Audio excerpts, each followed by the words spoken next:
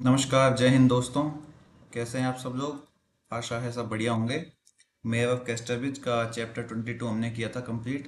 तो आज हम चैप्टर 23 स्टार्ट करते हैं। A conjuncture that her visitor might be some other person had indeed flashed through Luceta's mind when she was on the point of bursting out, but it was just too late to recede. तो जब लुसेटा बाहर निकलने वाली थी तो उसके मन में ये अनुमान आया कि शायद कोई जो आया हुआ व्यक्ति है, जो मेहमान है, आगंतुक है, वो कोई और व्यक्ति हो सकता है। लेकिन अब वो पीछे नहीं हट सकती थी, क्योंकि पीछे हटने के लिए बहुत देर हो चुकी है। He was years younger than the mayor of Casterbridge, fair, fresh and slenderly handsome. तो वो कैस्टरब्रिज के मेयर की तुलना में कई साल छोटा था। वो गोरा था, एकदम फ्रेश था और एक दुबला पतला सुंदर व्यक्ति था। लास्ट चैप्टर में हमने देखा था कि लुसेटा पर्दा के पीछे छुप गई थी और एक व्यक्ति उसके घर में आया था। तो वो व्यक्ति, हमको लास्ट चैप्टर में पता चला था कि हैंचर्ड नहीं है। तो कौन है वो व्यक्ति, वो ये राज अभी उजागर होगा। He wore genteel cloth leggings with white buttons, polished boots with infinite lace hose, light coat breeches under a black velveteen coat and waistcoat। तो उस व्यक्ति ने सफ़ेद बटन वाली जेंटल एक क्लॉथ लेगिंग पहनी हुई थी और शानदार लेस वाले पॉलिश किए हुए जूते पहने थे। काले रंग का मखमली कोट पहना हुआ था और एक वॉशकट पहनी हुई थी जिसके अंदर एक कॉर्ड का ब्रीच लगा हुआ था। ब्रेच जिसको बोलते हैं ना, शादियों में लगाते हैं हम अपने सूट के ऊपर लगाते हैं पहनने के लिए, चमकीला सा एक ब्रोच जैसा होता है, वो लगा हुआ था। And he had a silver top switched in his hand, और उसके हाथ में एक सिल्वर टॉप वाला स्विच था। Lucetta blushed and said with a curious mixture of pout and laugh on her face, "Oh, I have made a mistake." तो लुसेटा जो है वो उस आदमी को देख के शर्मा गई और उसके चेहरे पे एक अजीबोगरीब सी हंसी थी और थोड़ा सा मुंह फुलाया हुआ था उसका, इस तरह का एक मिश्रण था। और वो कहती है, ओह मैंने गलती कर दी। The visitor on the contrary did not off half a winkle. इसके अपोजिट में जो आगंतुक है, जो मेहमान है, उसको ज़रा सी भी हंसी नहीं आई है। एक हंसी से कोई शिकन भी नहीं आई है उसके चेहरे के ऊपर हंसी की। But I am very sorry, he said in deprecating tones. लेकिन मुझे बहुत खेद है, उसने एक डेप्रिकेटिंग मतलब एक तिरस्कारपूर्ण धुन में ऐसा कहा है, ऐसी टोन में कहा है। I came and I inquired for Miss Henchard and they showed me up here and in no case would I have caught you so unmannerly if I had known. तो उस आदमी ने कहा कि मैं यहाँ पे आया था और मैंने मिस हैंचर्ड के बारे में पूछा था, लेकिन अब आप मुझे यहाँ मिल गई हैं। और अगर मुझे पता होता कि भाई मिस हैंचर्ड यहाँ नहीं मिलेंगी, तो मैं कभी भी इस तरीके से, इस अनमैनरली का मतलब है बदतमीजी से, यहाँ पे नहीं आता। I was the unmannerly one, she said. मैं ही अशिष्ट हूँ, मैं ही बदतमीज हूँ, उसने ऐसा कहा। मतलब मुझे ही तमीज नहीं है, क्योंकि मैं छुप गई थी, मुझे पता नहीं था कि भाई कौन व्यक्ति, मैं जिसकी उम्मीद कर रही थी वो नहीं आया, इसलिए वो सोच रही इस चीज़ को कि शायद तमीज़ का प्रदर्शन मैंने ही नहीं किया है। But is it that I have come to the wrong house madam? लेकिन क्या मैं गलत घर में आ गया हूँ मैडम? Said Mister Farfrae with blinking a little in his bewilderment and nervously tapping his leggings with his switch। तो वो हैंचर्ड पूछ रहा है इस बात को अब कि क्या मैं गलत घर में आ गया हूँ मैडम? उसने हैरानी से अपनी पलकें झपकाते हुए और अपनी जो लेगिंग है उसको, उसके स्विच को थपथपाते हुए कहा है। Oh no sir, sit down. अरे नहीं सर, प्लीज़ बैठ जाइए। You must come and sit down now you are here. आप जो आप आ गए हैं यहाँ पे, अब जब आप यहाँ पे आ ही गए हैं तो आपको बैठ जाना चाहिए, replied Lucetta kindly to relieve his embarrassment. Lucetta ने उत्तर दिया काफ़ी विनम्रता से, ताकि उसकी जो एम्बेरसमेंट है, उसकी जो शर्मिंदगी है, उससे उसको थोड़ी सी राहत मिल सके। Miss Henchard will be here directly. Miss Henchard अभी यहीं पे आएंगी। Now this was not strictly true. हालांकि ये पूरी तरह से सच नहीं था। But that something about the young man, that hyperborean crispness, stringency and charm as a well-braced musical instrument, which had awakened the interest of Hanchard and of Elizabeth Jane and of the three mariners' jovial crew at sight, made his unexpected presence here attractive to Lucetta। तो लुसेटा ने जो बात कही है कि भाई वो लड़की यहाँ पे आने वाली है, मिस हैंचर्ड जो है, तो वो इस बात को कहती है कि ये बात पूरी तरह सच तो नहीं है, हम जानते हैं, आप जानते हैं इस बात को, हम जो रीडर्स हैं वो इस बात को समझ तो रहे हैं। लेकिन वो जो युवक था उसके बारे में कुछ ऐसा था कि वो एक हाइपरबोरियन क्रिस्पनेस थी उसके अंदर, कड़कपन था। कैसा? हाइपरबोरियन का मतलब होता है एक ऐसा व्यक्ति जो कि एक्सट्रीम नॉर्थ का रहने वाला है, उत्तर की दिशा की ओर से आए हुए व्यक्ति के जैसा। क्योंकि उत्तर दिशा में जो अधिकतर व्यक्ति रहते हैं वो ठंडे प्रदेशों में रहते हैं, तो उनके शरीर के अंदर एक कड़कपन होता है इस तरह का। ठीक है, तो हाइपरबोरियन का मतलब है एकदम एक्सट्रीम नॉर्थ में रहने वाला व्यक्ति, उस तरह का एक कड़कपन था उसके अंदर, स्ट्रिंजेंसी थी, कठोरता थी उसके अंदर, एंड चार्म, और एक काफ़ी चार्मिंग व्यक्ति था वो। As of well based musical instrument, जैसे तो एक शानदार तरीके से तार से लगाया हुआ, बहुत अच्छे से सुसज्जित किया हुआ इंस्ट्रूमेंट हो, जिसने कि जो लड़की है वो लूसेटा, उसमें इंटरेस्ट जगा दिया था। किसका? हेंचर्ड के जैसा इंटरेस्ट जगा दिया था। और साथ ही साथ ऐसा इंटरेस्ट जो कि एलिजाबेथ जेन के अंदर जगा था, थ्री मरीनर्स के अंदर जब वो थे, और वो जोवियल क्रू जो वहाँ पर लोग बैठे हुए थे, जिनके अंदर बहुत सारा एक एंटरटेनिंग एहसास सा उत्पन्न हो गया था जब हेंचर्ड को फायरफ्ले ने वहाँ पे गाना गाया था।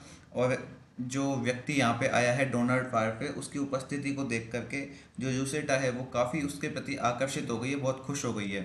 तो इस पूरे जो सेंटेंस है इसका मतलब ये है कि ये बात पूर्ण रूप से सच नहीं थी कि मिस हैंचर्ड यहाँ पे जल्दी आ जाएंगी, लेकिन वो उत्तर प्रदेश का वासी, एकदम कड़क और एकदम अच्छी खासी कदकाठी पर्सनैलिटी वाला चार्मिंग व्यक्ति, जो कि कैसा दिखाई दे रहा था? एक अच्छी तरह से तैयार किए गए संगीत के वाद्य यंत्र की तरह दिखाई दे रहा था, जिसने हैंचर्ड, एलिजाबेथ जेन और थ्री मरीनर्स होटल के अंदर वो जो शानदार और खुश मिजाज दल था, वहाँ के लोग थे, उनके अंदर दिलचस्पी जगा दी थी।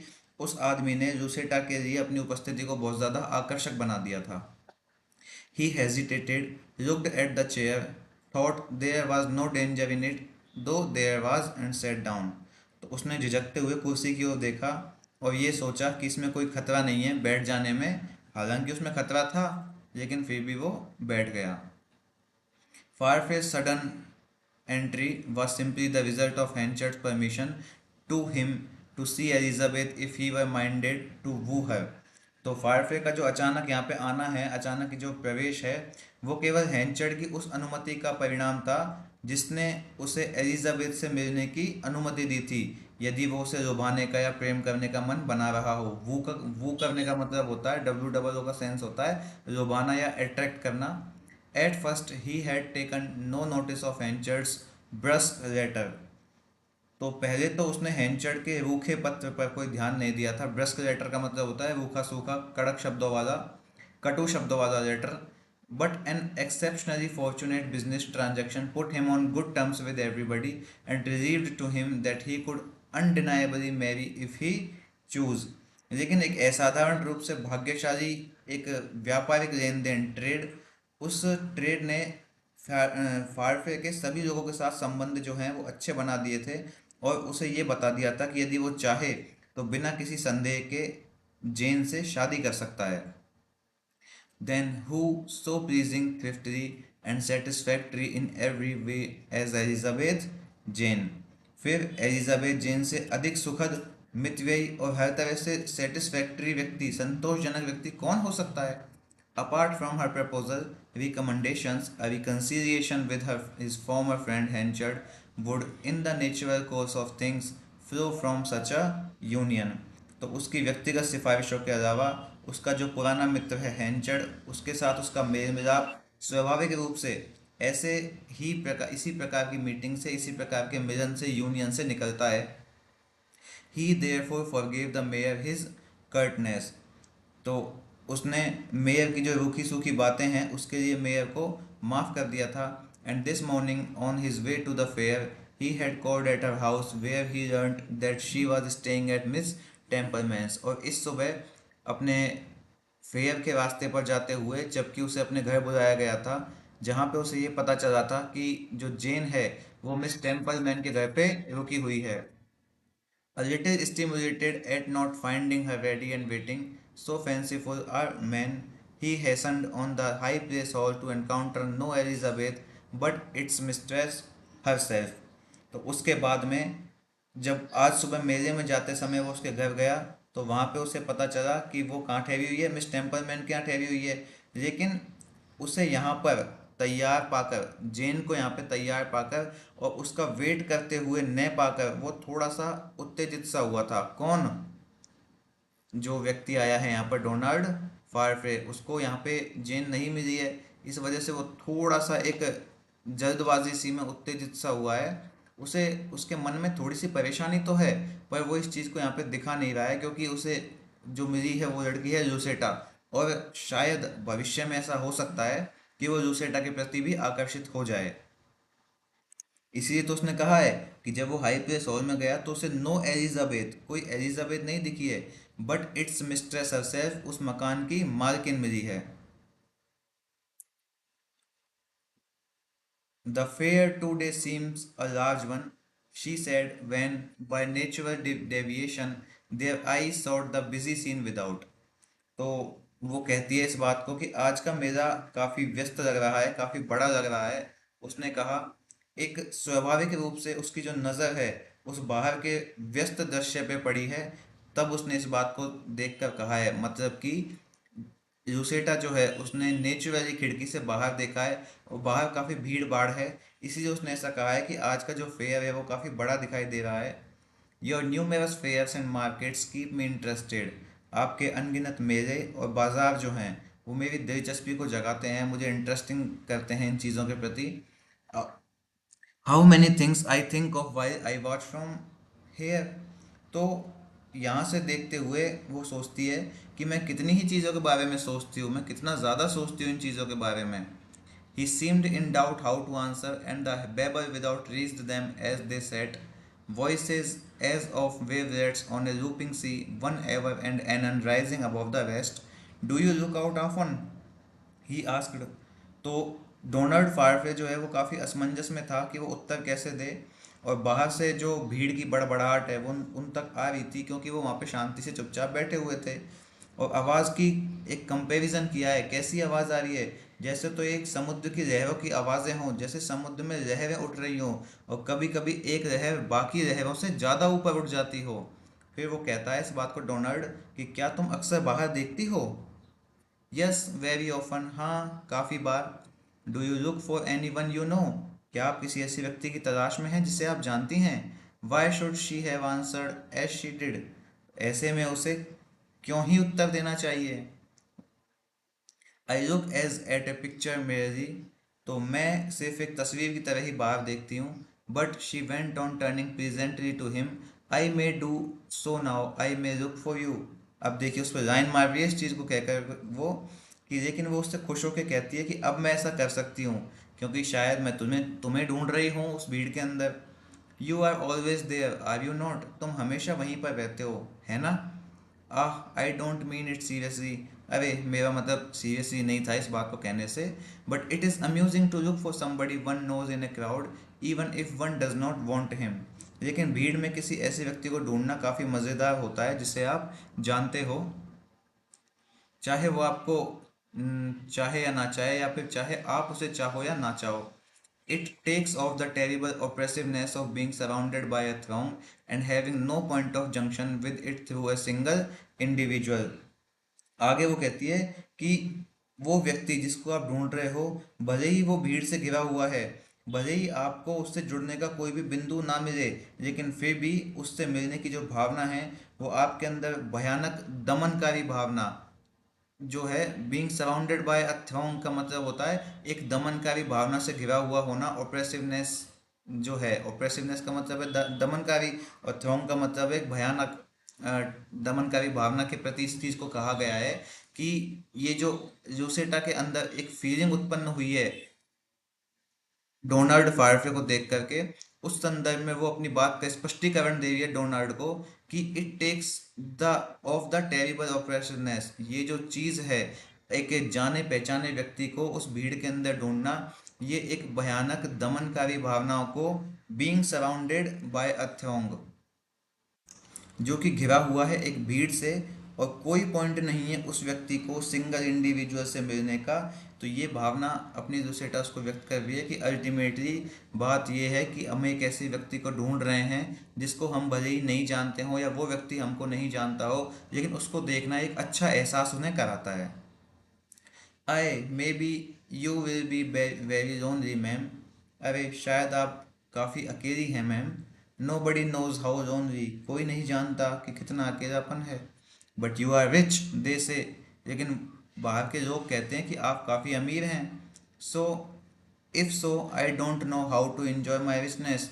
अगर ऐसा है भी तो मुझे ये नहीं पता कि मैं अपनी जो अमीरी है उसका आनंद कैसे उठाऊं। I came to Casterbridge thinking I should like to live here but I wonder if I shall. मैं ये सोच के कैस्टरविच आई थी कि मुझे यहाँ पे रहना पसंद आएगा, लेकिन मुझे आश्चर्य है कि क्या मैं यहाँ पे रहूँगी। Where did you come from ma'am, आप कहाँ से आई हैं ma'am. The neighbourhood of Bath, मैं बाथ के पड़ोस में से आई हूँ। बाथ के पास, बाथ जगह का नाम है, बाथ के वहाँ से आई हूँ। एंड आई फ्रॉम एडिनब्रो, और मैं कहाँ से आया हूँ भाई, एडिनब्रो के पास से आया हूँ। ये बता रहा है डोनाल्ड फार्फे, उसने धीरे से कही है बात। It's better to stay at home and that's true, तो घर पे रहना बेहतर है और यही सच है। But a man must live where his money is made, लेकिन एक आदमी को वहीं रहना चाहिए जहाँ पे वो पैसा कमा सकता है, जहाँ पे उसका पैसा बनता है। It is a great pity but it is always so, काफ़ी दुखद की बात तो है ये, लेकिन हमेशा ऐसा ही होता है। So I have done very well this year, फिर भी मैंने इस साल बहुत अच्छा काम किया है। ओ yes he went on with Angénieux enthusiasm, उसके बाद वो कह रहा है कि अरे हाँ, काफी किस भाव से कह रहा है, किस लहजे से कह रहा है। इंजीनियस एंथुजियाज्म मतलब एक सरल, एक शानदार तरीके का उत्साह है उसके अंदर अपनी बातों को बताने के लिए, डोनाल्ड के अंदर। You see that man with the drab Casimir coat? I brought largely of him in the autumn when wheat was down, and then afterwards when it rose a little, I sold off all I had.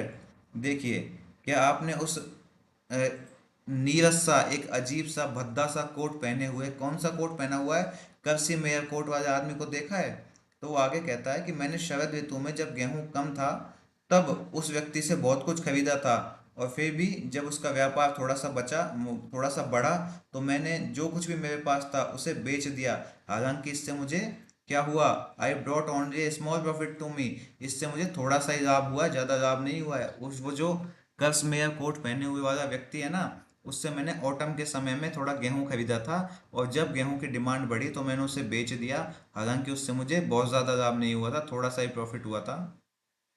While the farmers kept theirs, expecting higher figures, yes, though the rats were gnawing the ricks hollow. हालांकि जब मुझे थोड़ा सा लाभ हुआ था तो जो गेहूं है उसे किसानों ने अपने पास रख लिया था, क्योंकि उन्हें तो मुझसे और भी ज़्यादा लाभ की उम्मीद थी। मतलब मुझे जितना लाभ हुआ है उससे ज़्यादा लाभ की उम्मीद थी उन किसानों को। हालांकि उन्हें ये भी पता था कि जो चूहे हैं ना, वो अनाज को कुतर रहे हैं, अनाज का जो खोखला है, अनाज के जो बोरे हैं, सैक्स वगैरह, उनके अंदर चूहे उनको कुतर रहे हैं, उनको डिस्ट्रॉय तो कर रहे हैं। ये बात जानते हुए भी उन्होंने एक अनाज का बहुत अच्छा खासा भंडार इकट्ठा किया था। Just when I sold the markets went lower, और जैसे ही मैंने बेच दिया तो मार्केट जो है वो नीचे गिर गया। And I bought up the corn of those who had been holding back at less price than my first purchase, और उसके बाद में मैंने उन लोगों का जो कॉर्न है वो खरीद लिया जो कि मेरी पहली खरीद से कम कीमत पे रोके हुए थे। मतलब कि जितने में, जैसे मार्केट नीचे गिरा मैंने अपना सामान बेचा तो मार्केट नीचे गिर गया। लेकिन वो जो लोग हैं, जिन लोगों ने मुझसे सामान खरीदा था, तो जिस कीमत में मैंने पहले सामान खरीदा था ना, अब दोबारा से मैंने मेरा ही माल उससे भी कम कीमत में खरीद लिया था, अच्छा खासा एक प्रॉफिट हो गया है उसको। And then, cried Farfrae impetuously, his face alight, I sold it a few weeks later when it happened to go up again, and so, by contenting myself with small profits frequently repeated, I soon made £500, yes, bringing down his hand upon the table and quite forgetting where he was, while the others, by keeping theirs in hand, made nothing at all. और उसके बाद फायरफिन ने बड़े जोश में, जोश की चिल्लाते हुए आवाज में कहा, और ये बात कहते समय उसका जो चेहरा है वो रेड कलर का हो गया। वो बताता है अपने बिजनेस के बारे में कि इसके कुछ सप्ताह बाद मैंने इसको फिर से बेच दिया जब इसका भाव फिर से बढ़ा था, और इसी प्रकार मैंने इसी प्रक्रिया को बार बार दोहरा करके छोटे छोटे मुनाफों से अपने आप को संतुष्ट किया, और बहुत ही जल्द मैंने 500 पाउंड जो है वो कमा लिए थे। और हाँ, उस समय उसने अपना हाथ मेज पे रखा और वो बिल्कुल भूल ही गया था कि वो किस बारे में बात कर रहा था। फिर वो आगे कहता है कि मैंने तो इतना प्रॉफिट कमा लिया, जबकि दूसरे लोगों ने उस माल को अपने हाथ में रखकर भी कुछ नहीं कमाया है। अपनी बुद्धिमानी का एक परिचय दिया है यहाँ पर इस पूरे पैराग्राफ के अंदर। याद रखने वाली तो सिर्फ एक ही चीज़ है कि वो एडिनब्रो से बिलोंग करता है, लेकिन आगे के सेंटेंस में, आगे के पैराग्राफ में उसने इस बात का परिचय दिया है कि वो कितना बुद्धिमान है। जब कीमतें डाउन होती हैं तो वो सामान को खरीद लेता है, कीमतें बढ़ती हैं तो वो फिर से सामान को बेच देता है, और उसके बाद वो इंतज़ार करता है फिर से कीमतों के नीचे गिरने का, और जैसे ही कीमतें नीचे गिरती हैं फिर वो उसको वापस से खरीद लेता है और बढ़ने के साथ बेच देता है। तो इस तरीके से एक बुद्धिमानीपूर्ण व्यापार डोनाल्ड फार्फे करता है। Lucetta regarded him with a critical interest. He was quite a new type of person to her. At last his eye fell upon the ladies and their glances met. तो आखिरकार लुसेटा ने उसको एक आलोचनात्मक दृष्टि से देखा है। वो व्यक्ति उसके लिए बिल्कुल एक नए किस्म का व्यक्ति था, और आखिरकार उसकी नज़र, किसकी, डोनाल्ड की नज़र उस महिला पे पड़ी, और उनकी नज़रें एक दूसरे से मिली। आंखों ही आंखों में गुपचुप होने लगी है उनकी। I am wearing you, he exclaimed. अरे मुझे ऐसा लगता है कि अब मैं शायद आपको थका रहा हूँ, उसने कहा। She said no indeed, colouring a shade. उसने कहा नहीं नहीं, ऐसा कुछ नहीं है, और उसका जो कलर है वो बदल गया इस बात को कहते समय, क्योंकि थोड़ी सी शर्माती है ना लड़कियां तो गुलाबी चेहरा हो जाता है उनका। इस तरह से उसने कहा है। वॉट देन, तो फिर क्या हुआ? Quite otherwise you are most interesting. तो वो कहती है इस बात को, देखिए फिर से लाइन मार रही है कि नहीं नहीं, ऐसी कोई बात नहीं है, आप तो काफ़ी दिलचस्प हैं, आप काफ़ी इंटरेस्टिंग हैं। It was now Farfrae who showed the modest pink. और ये वही समय था जब फारफे थोड़ा सा गुलाबी चेहरा हो गया था उसका। फारफे के जो चेहरे का रंग है, मतलब वो ब्लश कर रहा है, अल्टीमेटली शर्मा रहा है, जैसे लड़कियां शर्माती है ना कि कोई उनको कॉम्प्लीमेंट दे देता है तो थोड़ा सा ब्लश कर जाती हैं, इसी तरह का कॉम्प्लीमेंट डोनाल्ड को मिला है। तो वो अब काफ़ी शर्मा रहा है थोड़ा सा। I mean all you Scotchman, she added in history correction. और फिर इस बात को दिखाने के लिए जो जोसेटा है ना कि भाई उसने उसकी तारीफ कर दी, तो ये इस बात को एक नॉर्मल वे में प्रेजेंट करने के लिए उसने कहा है कि मेरा मतलब है आप सभी स्कॉटिश लोग। जल्दी से उसने अपनी बात को करेक्ट करते हुए कहा है, आप सभी स्कॉटिश लोग हैं जो काफ़ी इंटरेस्टिंग होते हैं। So free from southern extremes, जो कि दक्षिणी अतिवाद से। कौन से एक आइडियोलॉजी की बात हो रही है यहाँ पे? सदर्न एक्सट्रीम की बात हो रही है कि ऐसे लोग, आप सभी स्कॉचमैन, जो कि दक्षिणी अतिवाद से मुक्त होते हैं।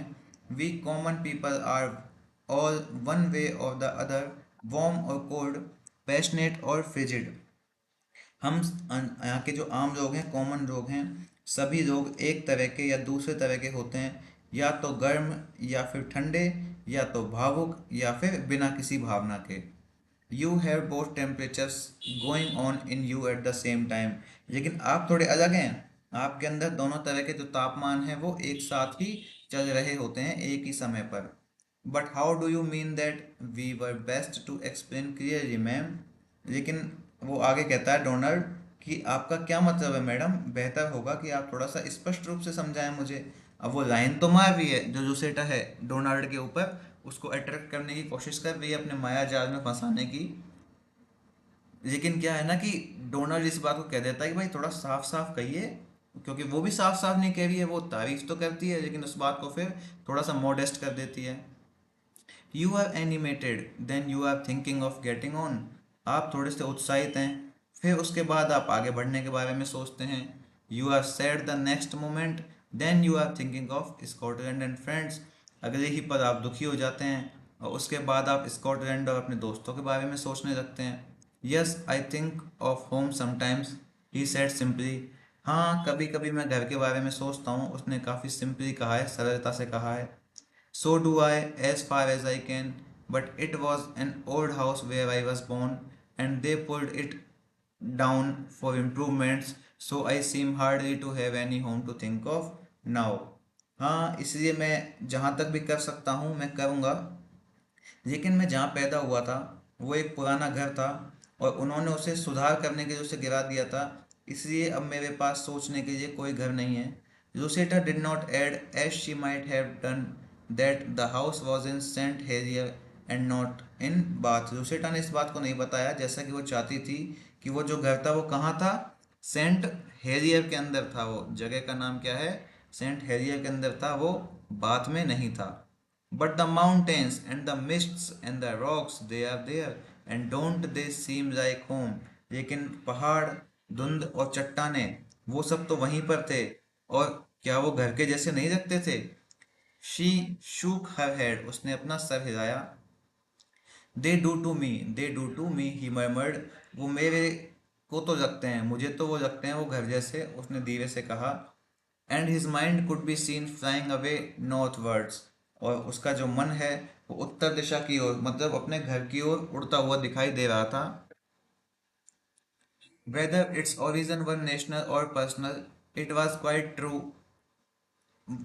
what Lucetta had said, that the curious double strands in far-fetched thread of life, the commercial and the romantic, were very distinct at times।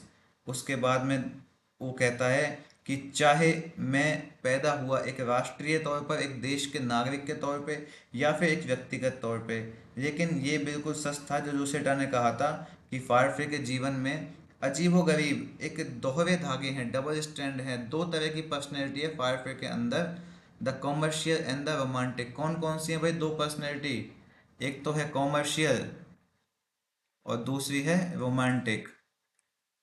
दो पर्सनैलिटी बता रही है इस चीज को, लेकिन वो हर परिस्थिति में वेरी डिस्टिंक्ट दिखाई देते थे, अलग अलग समय पर अलग अलग चीज तरह के दिखाई देते थे। Like the colours in a variegated cord, those contrasts could be seen interest twisted yet not mingling. हालांकि उसके जो भाव हैं, डोनाल्ड के भाव जो हैं, वो एक रंग बिरंगी डोरी में रंगों की तरह उन अपोजिट टाइप के जो भाव थे उनको आपस में गुथे हुए देखा जा सकता था। जो डोनाल्ड फार्फे के जो भाव हैं वो इतने डिफरेंट कलर्ड के थे कि उनको आपस में गुथे हुए देखा जा सकता था, लेकिन इसके बावजूद भी वो आपस में मिलते हुए नहीं थे, मिलते जुलते नहीं थे। एक सेंस इस बात का कहने का ये है कि फायरफ्रे के अंदर पर्सनैलिटी तो डबल हैं, एक तो कॉमर्शियल और रोमांटिक, और वो दोनों आपस में गुथी हुई पर्सनैलिटी हैं, लेकिन फिर भी उसके अंदर इतना सेटलमेंट था डोनाल्ड के अंदर कि वो धागे, वो पर्सनैलिटी उसकी मिक्स नहीं हुआ करती थी। उसको जहाँ पे जो दिखाना था वो वहाँ पर वही दिखाने में सक्षम था। You are wishing you were back again, she said. तो वो कहती है कि क्या आप यहाँ पे वापस आना चाहेंगे, उसने कहा। O no ma'am, said Farfrae suddenly recalling himself. अरे नहीं मैडम, फायरफ्रे ने अचानक से खुद को याद करते हुए कहा।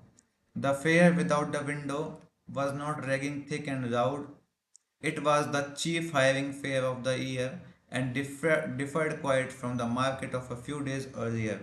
तो वो कहता है कि, मतलब कहता नहीं है यहाँ पे, सीन राइटर कह रहा है, इस बात को सीन को दिखा रहा है कि खिड़की के बाहर जो अब मेला है, वो जो फेयर इस समय लगा हुआ है वो काफ़ी घना और शोरगुल से भर गया था। और ये जो फेयर है ना, ये साल का मुख्य हायर करने वाला फेयर था, मतलब यहाँ पर हायर किए जाते हैं इस मेले के अंदर लोग। और ये कुछ दिन पहले के बाजार से एकदम डिफरेंट था, अलग था। In substance, it was a whitey brown crowd flecked with white, this being the body of laborers waiting for praises। असल में ये जो जगह है ये एक सफ़ेद ब्राउन कलर की भीड़ थी जिसमें सफ़ेद धब्बे थे, और ये जगह की प्रतीक्षा कर रहे मजदूरों का एक समूह था। मजदूर खड़े हुए हैं वहाँ पर भीड़ के अंदर, वो वेट कर रहे हैं कि कोई ना कोई व्यक्ति, कोई ना कोई मालिक उसको उनको हायर कर ले किसी भी तरीके से, ताकि वो अपनी आजीविका कमा सकें। The long bonnets of the women, like wagon tilts, their cotton gowns and checked shawls mixed with the carters' smoke frocks। तो महिलाओं की वो लंबे कोट वाली महिलाएं, लंबे लंबे बोनट वाली जो महिलाएं हैं, बोनट मैंने आपको पहले भी बताया था, एक टोपी होती है राउंड शेप की, सर के ऊपर पहनते हैं उसको महिलाएं, और विशेष तौर पे वो धूप से बचने के लिए पहनी जाती है। ठीक है, तो महिलाओं की वो गोल लंबी टोपियां गाड़ी के टिल्ट की तरह, उनके सूती गाउन और उनके चेकदार शॉल कैसे थे, वो गाड़ी वालों के स्मोक फ्रॉक के साथ मिश्रित थे, क्योंकि वो लोग भी उस किराए पर हायर किए जाने की भीड़ में शामिल थे। लिखा हुआ है ना आगे, for they to entered into the hiring, क्योंकि वो भी शामिल थे किराए पे उठाए जाने के लिए, मतलब कि हायर किए जाने के लिए। Among the rest at the corner of the pavement stood an old shepherd who attracted the eyes of Lucetta and Farfrae by his stillness. तो बाकी लोगों के बीच में फर्न के कोने पे एक बूढ़ा चरवाहा खड़ा हुआ था, जिसने अपनी शांति से लुसेटा और फारफ्रे की आंखों को आकर्षित किया था। He was evidently a chastened man. तो स्पष्ट रूप से दिखाई दे रहा था कि वो जो व्यक्ति है ना, वो काफी एक संयमित व्यक्ति है। The battle of life had been a sharp one with her for to begin with. ऐसा लग रहा था, कैसा लग रहा था कि उस बूढ़े से व्यक्ति के लिए जीवन की लड़ाई काफी कठिन थी, क्योंकि वो कैसा व्यक्ति था, he was a man of small frame.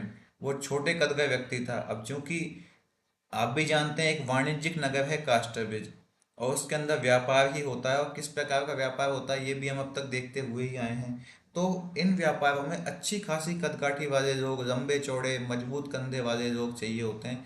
लेकिन वो एक तो बूढ़ा है और ऊपर से छोटे कद का है, तो वो सोच रहा है इस बात को कि उसको कौन ही हायर करेगा। He was now so bored by hard work and years. वो जो व्यक्ति है, बूढ़ा व्यक्ति, वो बहुत कठिन परिश्रम से और इतने वर्षों की थकान से इतना ज़्यादा झुक गया था। Approaching from behind a person could hardly see his head, कि पीछे से आता हुआ कोई व्यक्ति मुश्किल से ही उसका सर देख पाता था, इतना ज़्यादा झुक गया था वो व्यक्ति।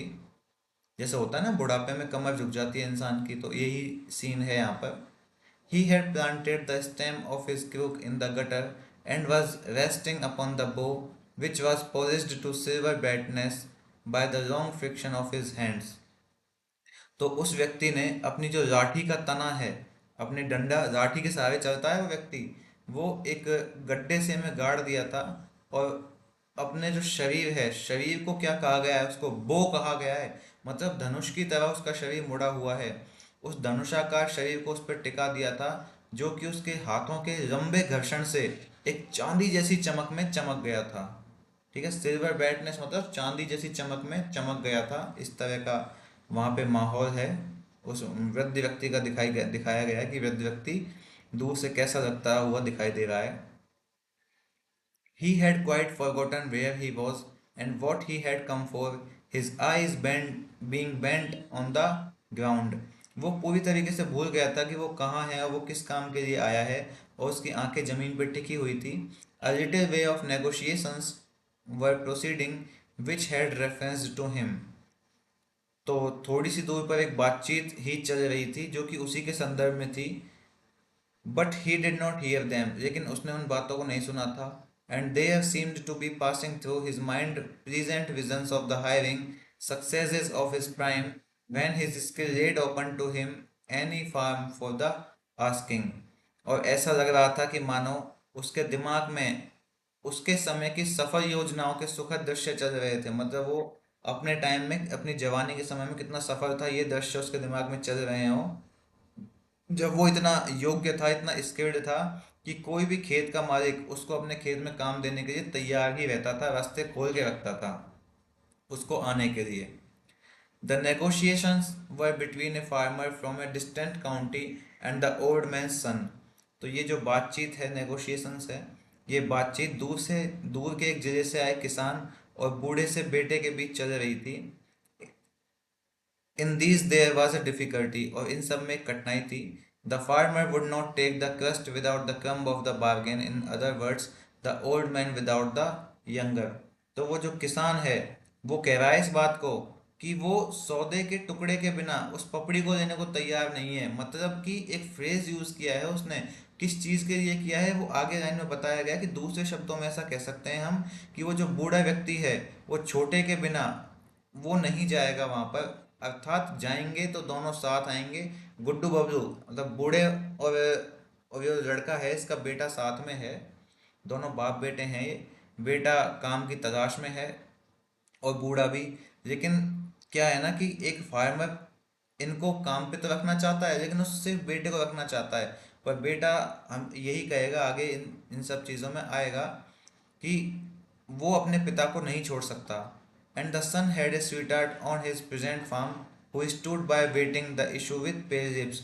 और वो जो बेटा है, बेटा क्या है, क्या सोच रहा है, वो इस बात को लेकर काफ़ी संकोच में है कि एक और तो उसकी प्रेमिका खड़ी हुई है।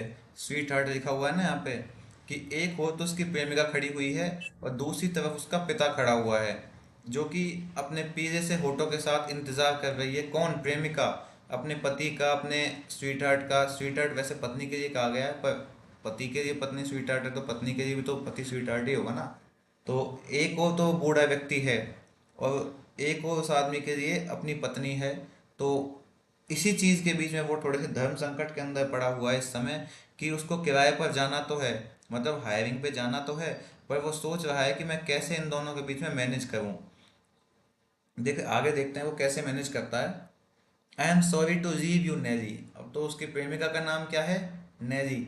वो कहता है कि मुझे तुम्हें छोड़कर जाने का दुख है Nelly. Said the young man with emotion. Young man ने इमोशन के साथ कहा, but you see I can't starve father. लेकिन देखो, मैं अपने पिता को भूखा नहीं मार सकता। And he is out of work at ready day. और वो उस रेडी डे पर काम से बाहर गए हुए हैं। It is only 35 mile. ये सिर्फ यहाँ से 35 मील दूर है। अब रेडी डे से यहाँ पे क्या सेंस है? देखिए, रेडी डे जो होता है ना, वो होता है 23 मार्च की डेट को बोला जाता है। तो अल्टीमेटली अपन को यहाँ समझ में आता है इस चीज़ को कि ये 23 मार्च के दिन की बातचीत है। वो कहता है इस बात को कि वो 23 मार्च के दिन, रेडी डे के दिन काम पर जाएंगे, और लगभग ये यहाँ से सिर्फ 35 मील ही दूर है। तो मेरी जान नेरी, तुम्हें परेशान नहीं होना चाहिए। मुझे मेरे पिता के बारे में भी सोचना है, तुम्हारे बारे में भी सोचना है, लेकिन इसीलिए तो मुझे काम पे तो जाना ही पड़ेगा ना। देखिए, ऊपर वाले जो पैराग्राफ है उसके अंदर एक फ्रेज इस्तेमाल हुआ है। ये फ्रेज एग्जाम्स में आने योग्य लगता है मुझे, कि ये है ना, take the crust without the crumb. और इसका सेंस मैंने अभी आपको बताया था कि सिर्फ गेहूं चाहिए, घुन नहीं चाहिए। अल्टीमेटली सेंस इसका ये है कि उनको सिर्फ मोटा मोटा, सबसे तंदुरुस्त माल चाहिए, एक्स्ट्रा चीज नहीं चाहिए। जैसे तो हम गोभी खरीदते हैं ना, तो हम क्या कहते हैं कि फूल गोभी खरीदते हैं तो ऊपर ऊपर का फूल दे दे भाई, नीचे का डंठल काट दे। लेकिन अब वो दोनों पिता और पुत्र के बीच में इतना प्रेम है कि वो दोनों साथ ही जाएंगे। वो गुड्डू बबलू बन गए हैं यहाँ पे, कि गुड्डू बबलू आएंगे तो दोनों साथ आएंगे, नहीं तो कोई भी नहीं। ठीक है, तो उनका जो उनके मालिक के साथ सौदा हुआ है, उसमें यही हुआ है कि हम दोनों साथ में ही आएंगे। इसलिए उसे अपने पिता का भी ध्यान रखना है लड़के को, और साथ ही साथ अपनी पत्नी को भी थोड़ा समझा बुझा के रखना है कि भाई, इमोशन दिखाने हैं अपनी पत्नी को, कि पिताजी को भी कैसे अकेला छोड़ दूँ, वो भूखे थोड़े रहेंगे मेरे बिना। The girls lips quivered. तो लड़की के होठ कांपने लगे। 35 माइल, शी मर्मर्ड। उसने धीरे से कहा, 35 मील। Ah, it is enough, I shall never see you again. अच्छा, बहुत हो गया, मुझे लगता है अब मैं तुम्हें कभी नहीं देख पाऊंगी। It was indeed a hopeless length of traction for Dan cupids magnet. ये वास्तव में डैन क्यूपिड के चुंबक के लिए खिंचाव की जैसी एक लंबाई है। कैसी? होपलेस, निराशाजनक लंबाई है। For young man were young man at Casterbridge as elsewhere. क्योंकि कैस्टरविज में जो युवा पुरुष हैं, वो वैसे ही युवा पुरुष हैं जैसे कि अन्य लोगों की अन्य जगहों पे होते हैं। मतलब सारे मर्द एक जैसे होते हैं, ये कहना चाहिए अल्टीमेटली वो चीज़ को। देखिए, अब यहाँ पे एक और रेफरेंस आया है, डैन क्यूपिड। देखिए, मैंने आपको पहले बताया कि जब मैं एक लाइन का मीनिंग आपको रिप्रेजेंट कर रहा हूँ तो मैं बीच में रेफरेंस नहीं बोलता। मैं लाइन के ख़त्म होने के बाद ही रेफरेंस को समझाता हूँ, जिससे क्या है कि फ्लो नहीं टूटता है। ठीक है, तो डैन क्यूपिड क्या है? डैन क्यूपिड जो है ना, ये टर्म रेफर की जाती है एक रोमन गॉड के लिए। रोमन गॉड है किस चीज़ का? प्रेम का, लव का देवता है ये डैन क्यूपिड। तो वो लड़की इसी चीज़ को कहना चाह रही थी कि तुम्हारा जो प्यार है ना मेरे लिए, ये ऐसा ही हो गया है, एक होपलेस लेंथ, एक निराशाजनक लंबाई में हो गया है। कैसा? डैन क्यूपिड की चुंबक के जैसा। मतलब कि तुम्हारा प्यार भी मुझे अपने आप से दूर करने के लिए हो गया है, एक निराशाजनक तरीके से। एक लंबाई, लेंथ का मतलब है बीच में गैप डाल देगा ये प्यार, जैसा कि डैन क्यूपिड की मैग्नेट के साथ में होता है। रोमन गॉड है डैन क्यूपिड, ठीक है। Oh no, no, I never shall, she insisted when he pressed her hand and she turned her face to Rosita's wall to hide her weeping. अरे नहीं नहीं, मैं ऐसा कभी नहीं करूँगी, उसने जोर दे के कहा, जब उसने उसका हाथ दबाया और उसने अपना लड़की ने अपना रोना छिपाने के लिए अपना चेहरा रोसेटा की दीवार की ओर किया। The farmer said he would give the young man half an hour for his answer and went away, leaving the group sorrowing. तो उस किसान ने कहा कि वो उस युवक को उसके जवाब के लिए आधे घंटे का समय देगा, और फिर वो उस ग्रुप को, उस समूह को, दोनों मियाँ बीवी के समूह को दुखी छोड़कर चला गया। Rosita's eyes, full of tears, met Farfetch's. रूसेटा की आंखें आंसुओं से भरी हुई थी और फारफे की आंखों से मिली। His too to her surprise were moist at the scene. आश्चर्य की बात यह थी कि डोनाल्ड की आंखें भी नम हो गई थी। It is very hard, she said with strong feelings. ये कितना कठिन है, उसने तीव्र भावनाओं के साथ कहा। Lovers ought not to be parted like that। प्रेमियों को इस तरह से अलग नहीं होना चाहिए। ओ, if I had my wish, I would let people live and love at their pleasure। अगर मेरी इच्छा काम करती तो मैं लोगों को अपनी मर्जी से जीने और प्यार करने देती। Maybe I can manage that they will not be parted, said Farfre। फारफे कहता है कि शायद मैं ऐसा मैनेजमेंट कर सकूं कि वे अलग ना हों। I want a young carter. मुझे एक युवा गाड़ी वाला चाहिए। And perhaps I will take the old man too, yes. और शायद मैं उस बूढ़े आदमी को भी काम पे ले लूंगा। He will not be very expensive. वो ज़्यादा महंगा भी नहीं पड़ेगा। And doubtless he will answer my purpose somehow. उसका एक्सेंट है ना स्कॉटिश, तो पर्पस को वो पेयरपस वो कहता है इस बात को। वो कह रहा है कि बिना किसी संदेह के वो किसी ना किसी तरीके से मेरा जो ऑफर है, मेरा जो पर्पस है, उसका जवाब दे ही देगा पॉजिटिव तरीके से। O you are so good, she cried delighted. Go and tell them and let me know if you have succeeded. O तुम बहुत अच्छे हो, वो खुशी से चिल्लाई। जाओ और उन्हें बता दो और फिर मुझे बताना कि क्या तुम सफल हुए। Farfrae went out and she saw him speak to the group. The eyes of all brightened. The bargain was soon struck. Farfrae returned to her immediately. It was concluded. फारफ्रे बाहर गया और उसने उसे समूह से बात करते हुए देखा, और एकदम से सभी की आंखें चमक उठी। सौदा जल्दी ही तय हो गया। फारफ्रे उसके पास लौटा और उसने सारा निष्कर्ष उसको बताया। It is kind hearted of you indeed, said Lucetta. तुम्हारा दिल वाकई में बहुत दयालु है, निश्चय ही, रुसेटा ने कहा। For my part I have resolve that all my servants shall have lovers if they want them. Do make the same resolve. Lucetta ने कहा कि मैंने अपनी ओर से संकल्प लिया है कि मेरे सभी नौकरों को अगर प्रेमी चाहिए, प्रेमिकाएं चाहिए, तो वे भी अपने प्रेमी प्रेमिका को अवश्य पाएंगे।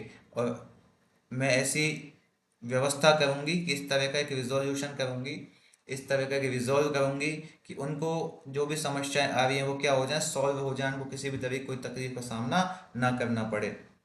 फारफे looked more serious, waving his head a half turn। I must be a little stricter than that, he said। Farfrae ने अपना सिर आधा घुमाते हुए गंभीर एक रूप धारण किया है, और वो कहता है कि मुझे उससे थोड़ा अधिक सख्त होना चाहिए था। Why, you are a thriving women. तो वो कहती है लड़की कि क्यों। You are a thriving women and I am struggling hay and corn merchant. कि आप एक संपन्न महिला हैं और मैं एक संघर्ष से भरा हुआ घास का और मकई का व्यापारी हूँ। I am a very ambitious woman. मैं एक बहुत महत्वाकांक्षी महिला हूँ। Ah well I can not explain. हाँ ठीक है, मैं एक्सप्लेन नहीं कर सकता। I don't know how to talk to ladies, ambitious or no, and that is true, said Donald with grave regret. I tried to be civil to a folk no more। कहता है कि मैं जानता नहीं कि महिलाओं से कैसे बात करनी है, चाहे वो महत्वाकांक्षी हैं या नहीं। और ये सच है, डोनाल्ड ने काफी अफसोस के साथ कहा, कि मैं लोगों के साथ सभ्य व्यवहार करने की कोशिश तो करता हूँ, लेकिन अब और नहीं कर पाऊंगा। I see you are as you say, replied she। sensibly getting the upper hand in these exchanges of sentiment. Under this revelation of insight, Firefly again looked out of the window into the thick of the fair. मैं देख रही हूँ कि तुम जैसा कह रहे हो तुम वैसे ही हो, उसने उत्तर दिया कि भावनाओं के इस आदान प्रदान में समझदारी से अपर हैंड प्राप्त करते हुए, अपना हाथ बड़ा करते हुए अपर हैंड का प्राप्त करना है, अपने आप को महान दिखाते हुए उसने ऐसा कहा है कि वो कहती है कि इनसाइट के इस रिविजेशन में, अंतर्दृष्टि के अंदर की भावनाओं के इस रहस्य के उद्घाटन के वजह से फायरफ्लाई ने फिर से खिड़की के बाहर देखा और वो जो मेरा है उसके घने हिस्से को देखा है, फायरफ्लाई ने थिक एरिया को देखा है मेरे के। Two farmers met and shook hands, and being quite near the window, their remarks could be heard as others had been. दो किसान मिले हैं, उन्होंने हाथ मिलाया है और खिड़की के पास काफ़ी जगह होने की वजह से उनकी बातें भी सुनी जा सकती थी, जैसे कि दूसरे लोगों की भी सुनी जा पा रही थी। Have you seen Miss young Mister Farfrae this morning? क्या आपने आज सुबह युवा मिस्टर फायरफे को देखा है? आस्क्ड वन, एक आदमी ने पूछा। He promised to meet me here at the stroke of 12। उसने मुझसे यहाँ पे 12 बजे मिलने का वादा किया था। But I have gone athwart and about the fair half a dozen times and never a sign of him, though he is mostly a man of his word. लेकिन मैं आधा दर्जन बार मेले में आ चुका हूँ और मुझे उनका एक निशान भी नहीं दिखा। हालांकि ज़्यादातर जो डोनाल्ड हैं वो अपने वचन के पक्के आदमी हैं। I quite forgot the engagement. अरे मैं तो उससे मिलने के बारे में भूल ही गया, फायरफ्लाई ने धीरे से कहा। Now you must go sad she, you must you not? अब आपको जाना चाहिए, उसने कहा। लड़की ने कहा, क्या नहीं जाना चाहिए? यस ही रिप्लाइड, हाँ उसने उत्तर दिया। बट ही स्टिल रिमेंड, लेकिन वो फिर भी नहीं गया, वहीं रहा। You had better go she urged, you will lose a customer. आपको जाना चाहिए, उसने आग्रह किया, आप एक कस्टमर खो दोगे। Now miss Templeman you will make me angry, exclaimed Farfrae. देखो मिस टेम्पलमैन, अब आप मुझे गुस्सा दिला रही हैं, उसने कहा। फायरफ्लाई ने कहा। Then suppose you don't go but stay a little longer, तो फिर मान लीजिए कि आप नहीं जाएंगे और आप थोड़ी देर और रुक सकते हैं। He looked anxiously at the farmer who was seeing him and who just then ominously walked across to where Henchard was standing, and he looked into the room and at her. I like staying, but I fear I must go, he said. Business ought not to be neglected, ought it? तो उसने उत्सुकता से उस किसान की ओर देखा जो उसे ढूंढ रहा था, और उसी समय अशुभ रूप से उसी जगह पे चला आया जहाँ पे हैंचर्ड खड़ा हुआ था, और उसने कमरे में उसकी ओर देखा। वो कहता है डोनाल्ड फायरफ्लाई कि मुझे यहाँ पे रहना अच्छा लग रहा है, लेकिन मुझे डर है कि मुझे जाना पड़ेगा, उसने कहा, क्योंकि व्यापार को नज़रअंदाज नहीं किया जाना चाहिए, है ना?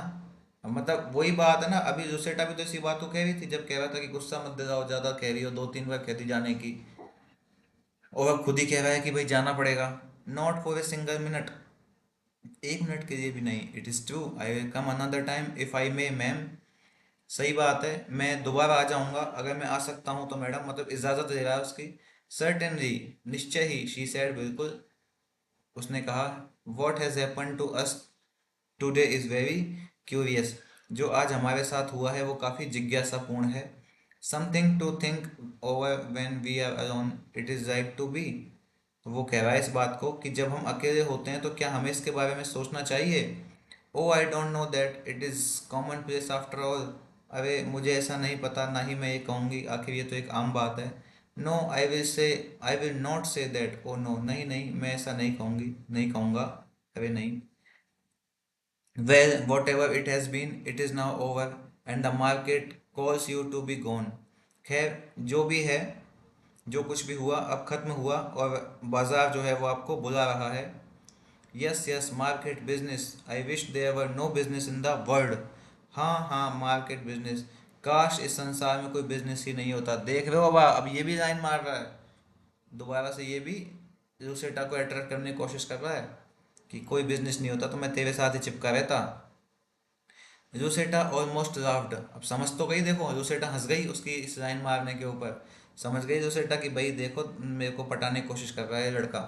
She would quite have laughed, और वो काफ़ी हंसती भी, लेकिन वो उसने अपनी हंसी को नियंत्रित किया। But there but that there was a little emotion going in her at the time, लेकिन उसी समय उसके अंदर थोड़ी सी भावनाएं उमड़ रही थी। हाउ यू चेंज, तुम कितने बदल गए हो।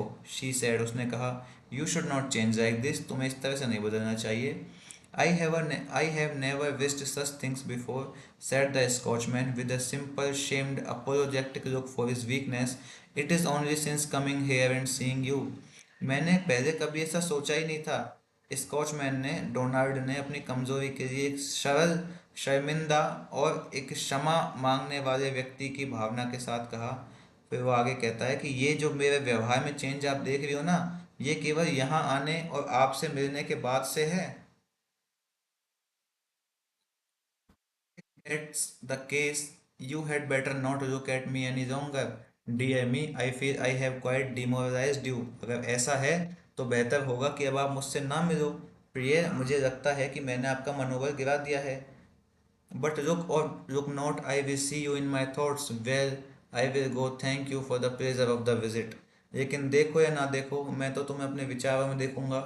खैर, मैं इस यात्रा के आनंद के लिए धन्यवाद देने जरूर प्रकट करूंगा, धन्यवाद देने के लिए विजिट जरूर करूंगा, दोबारा जरूर आऊंगा इस धन्यवाद के लिए।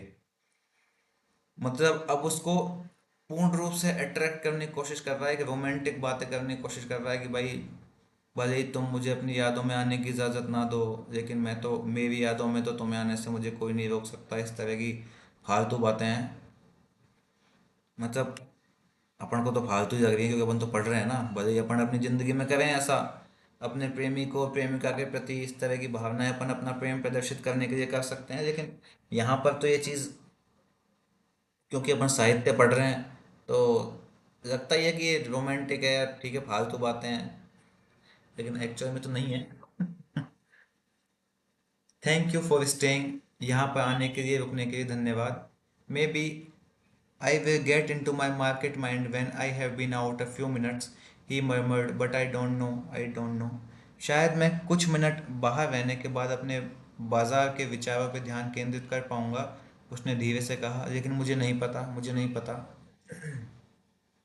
As he went, she said eagerly,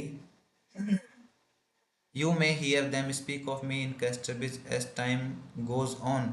If they tell you I am a coquette, with which some may, because of the incidents of my life, don't believe it, for I am not.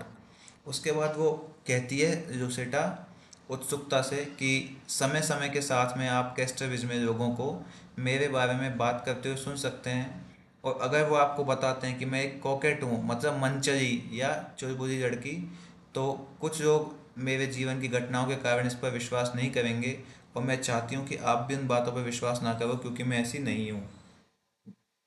I swear I will not, he said fervidly. उसने उत्साहपूर्ण तरीके से कहा कि मैं कसम खाता हूँ, मैं नहीं करूँगा उन पर विश्वास। Thus the two she had enkindled the young man's enthusiasm till he was quite brimming with sentiment, while he, from merely affording her a new form of idleness, had gone on to wake her serious solicitude. Why was this? They could not have told. तो इस प्रकार दोनों जो हैं अलग होने के माहौल में आ गए हैं। उसने युवक के उत्साह को इतना अधिक जगा दिया था कि वो जो युवक है वो भावुकता से भर गया था, जबकि वो उसे आलस्य का एक नया रूप देने के लिए आगे बढ़कर उसकी गंभीर चिंता को, किसकी चिंता को, लूसेटा की चिंता को बढ़ाने लगा था या जगाने लगा था। ऐसा क्यों हुआ वे इस बात को नहीं बता सकते। मतलब कि अब दोनों एक दूसरे से पूरी तरीके से अट्रैक्ट हो चुके हैं, और दोनों को एक दूसरे के प्रति अब कंसर्न फील होने लगा है, एक दूसरे की परवाह होने लगी है। और ऐसा क्यों हुआ है ये वो अभी नहीं बता सकते, हालांकि रीडर हैं हम, तो हमको समझ में आ रहा है कि क्यों हो रहा है, क्योंकि वो दोनों एक दूसरे को पसंद करने लगे हैं, इसलिए। Lucetta as a young girl would hardly have looked at a tradesman, तो एक युवा लड़के के रूप में यूसेटा जो है वो शायद ही किसी व्यापारी की ओर देखती। But her ups and downs capped by her indiscretions with Henchard had made her uncritical as to station. लेकिन हैंचर्ड के साथ उसके उतार चढ़ाव, उसकी नासमझी ने उसे अपने पोस्ट के बारे में, अपनी पद के बारे में आलोचनात्मक नहीं बनाया, अपने स्टेशन के बारे में। ठीक है, in her poverty she had met with repulse from the society to which she had belonged, and she had no great zest for renewing an attempt upon it now. अपनी गरीबी में उसे उस समाज से घृणा मिली थी जिससे वो जुड़ी हुई थी, और अब उसके पास में फिर से उस समाज से जुड़ने का प्रयास करने के संबंध में कोई भी उत्साह नहीं था। Her heart longed for some ark into which it could fly and be at rest, rough or smooth. She did not care so long as it was warm. उसका दिल जो है वो किसी ऐसे आर्क के लिए, एक ऐसे जहाज या नाव के लिए तरस रहा था जिसके अंदर वो उड़ सके और आराम कर सके। वो भले ही वो खुरदरा हो या फिर चिकना हो, रफ हो या स्मूथ हो, उसकी परवाह उसे नहीं है, लेकिन चाहिए कि वो तब तक गर्म रहे जब तक कि उसको सुकून की आवश्यकता है, लूसेटा को सुकून की आवश्यकता है, तब तक उसको वो फ्लाई, वो आर्क उसको चाहिए ताकि उसमें वो आराम से एक गर्माहट का, प्रेम का एहसास कर सके। Firefly was shown out, it having entirely escaped him that he had called to see Elizabeth. फायरफ्ले अब बाहर चला गया था, उसको बाहर का रास्ता दिखा दिया गया था सम्मान्य तरीके से, और उसे ये बात बिल्कुल भी याद नहीं थी कि वो यहाँ पे क्यों आया था। वो यहाँ पे एलिजाबेथ को देखने आया था। Lucetta at the window watched him threading the maze of farmers and farmers men. खिड़की पर जो लुसेटा है उसे किसानों और किसानों के आदमियों की भूल भुलैया में आगे बढ़ते हुए देख रही थी। मेज का मतलब होता है भूल Bhulaiyaa. She could see by his gait that he was conscious of her eyes, and her heart went out to form his for modesty, pleaded with her sense of his unfitness that he might not be allowed to come again. He entered the market house and she could see him no more. तो उसकी चाल से, हैंचड़ की चाल से वो समझ सकती थी कि वो उन लोगों की आंखों को पहचान रहा था, और उसका दिल लूसेटा की शालीनता के लिए, प्रेम के लिए काफ़ी दुखी था।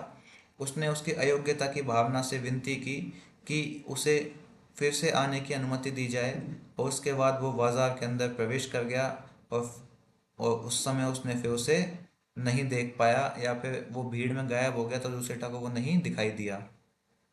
3 minutes later, when she had left the window, knocks not of multitude but of strength sounded through the house, and the waiting maid tripped up. 3 minute बाद जब वो खिड़की से दूर हटी बाहर आई, तो पूरे घर में दस्तक हुई, जो काफी तेज नहीं थी लेकिन थी जोरदार, और प्रतीक्षा कर रही जो नौकरानी है वो लड़खड़ा गई। The mayor said, she said, मतलब लड़की भागते हुआ आई है, उसने कहा है कि द मेयर, उसने कहा मेयर आया है। Lucetta had reclined herself, and she was looking dreamily through her fingers.